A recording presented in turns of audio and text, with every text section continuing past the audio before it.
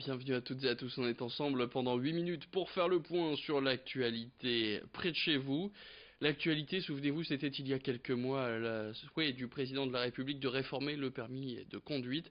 Lui voulait un examen plus rapide à obtenir, mais surtout moins cher, d'où la réforme avec des mesures phares pour ce permis. D'abord, l'âge pourrait être baissé à 17 ans ou encore un examen du code gratuit pour les lycéens en service national universel. Dans le rapport remis à l'Elysée, on peut aussi y lire le fait d'avoir 10 heures de simulateur de conduite ou encore un contrat type entre l'auto-école et le jeune conducteur pour faire baisser le prix de ce permis qui coûte aujourd'hui en moyenne 1800 euros. Évidemment, les auto-écoles ne sautent pas de joie, surtout au niveau de l'imposition du passage au simulateur. Pour certains, il ne peut pas suppléer les heures réellement passées sur route avec un vrai moniteur. Écoutez Jonathan Mangin, responsable pédagogique chez Permis Pas Cher, au micro d'Alicia Sanfilippo. Beaucoup de personnes pensent qu'il y aurait 10 heures de simulateur et 20 heures de conduite avec moniteur. La moyenne pour passer le permis sur l'île, c'est 34 heures. Maintenant, c'est de savoir, est-ce que 30 heures, dont 10 heures de simulateur, représentent vraiment 30 heures en fait ou alors ça va représenter juste 25 heures et que le client va devoir reprendre derrière 5 heures d'heures supplémentaires avec moniteur et au final, zéro économie. On cherche justement à avoir une sécurité routière avec le moins de morts possible sur les routes. Un simulateur, je ne suis pas sûr qu'il remplace un moniteur. Avoir un professeur qui nous donne des explications, etc. et avoir une machine qui est un peu mieux qu'un jeu vidéo, je ne suis pas sûr que ça soit efficace. Autre actualité, entre la mise en place du prélèvement à la source et une année annoncée comme blanche fiscalement, c'est pas facile de s'y repérer dans la paperasse. C'est pourquoi cette année, les conseils régionaux de l'ordre des experts comptables de la région s'unissent pour l'opération Allo Impôt. Les 17 et 18 mai prochains, il sera possible de bénéficier d'une consultation fiscale gratuite. Impôt à la source, généralisation de la déclaration en ligne, toutes les questions que vous vous posez pourront trouver réponse. Les rendez-vous sont donc gratuits, les experts comptables bénévoles et la consultation sera limitée à 15 minutes en cas de forte affluence pour que tout le monde puisse recevoir l'aide souhaitée. Vous avez jusqu'au 4 juin pour faire votre déclaration en ligne, ça c'est pour le petit rappel.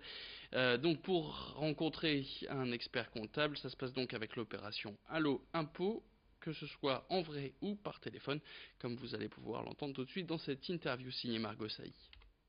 Les experts comptables se mettent au service du public, au service des contribuables, dans le cadre d'une opération Allo Impôt qui vise à aider l'ensemble des contribuables français à faire leur déclaration de revenus.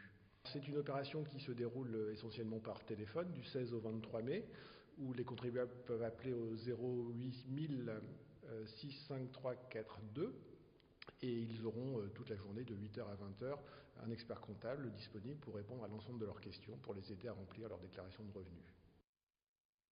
Et puis on évoquait hier l'avenir des petites lignes régionales et de certaines gares délaissées. D'autres, en revanche, sont bien plus gâtées par la SNCF et la région pour lutter contre l'insécurité et améliorer la sûreté des voyageurs du train. Bien, le conseil régional a identifié une dizaine de gares prioritaires et y fait installer des caméras de surveillance. Le protocole adopté en 2016 prévoit même d'équiper d'autres gares à moyen terme en aidant les communes intéressées à financer la moitié du dispositif. Parmi les gares prioritaires déjà équipées, on peut trouver Roubaix, Tourcoing, Hénin-Beaumont, Béthune ou encore Libercourt. En tout, donc une dizaine de gares et 2 millions d'euros investis par la région. Plus d'explications tout de suite au micro d'Alicia Sanfilippo. Quand on est arrivé en 2015, nous avons constaté qu'il y avait plus de 7500 actes malveillants qui se produisaient sur le réseau ou dans les gares. Et cela, ça contribue à donner peur, à rendre de la peur et donc à éloigner les habitants de ce service de la SNCF et des TER. Et nous sommes en charge de donner toutes les modalités pour que les gens utilisent le TER. Donc il est important pour nous que les gens, quand ils voyagent, ils se sentent en sûreté, tout simplement en sécurité. Quand on revient du travail à 18h, à 19h, à 20h, on doit pouvoir revenir de manière tranquille, apaisée et savoir qu'on va rentrer chez soi sans aucun problème. Et puis SNCF toujours, la Société nationale des chemins de fer recrute dans la région.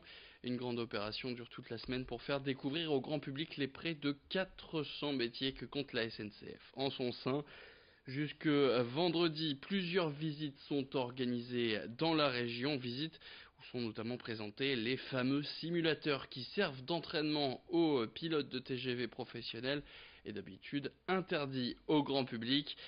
Parce que par exemple, pour devenir conducteur TGV, il faut au moins 10 ans d'expérience à la conduite d'un TER d'abord. Alors pour tester ce pilotage d'un TGV, comme il est possible donc dans ces sessions, ça relève de l'inédit. Plus d'informations sur ces formations avec Margot Sally.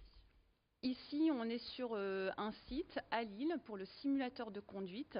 C'est un simulateur réplique, donc à l'identique d'une cabine TGV, qui est monté sur vérin et qui permet vraiment de ressentir les sensations que le conducteur a en conduite d'un TGV. Et le principe, c'est pour tous les agents conducteurs, c'est de se former à des situations un peu particulières. Il y a une centaine de scénarios qui vont être injectés. Donc le conducteur vit cette situation en réel.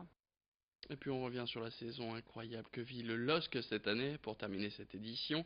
Le week-end dernier, un an jour pour jour après avoir fêté son maintien à Toulouse, les Lillois étaient euphoriques à la maison après la victoire 1-0 contre Bordeaux. Ce week-end, ils reçoivent Angers samedi à 21h et ils peuvent valider définitivement leur deuxième place de Ligue 1.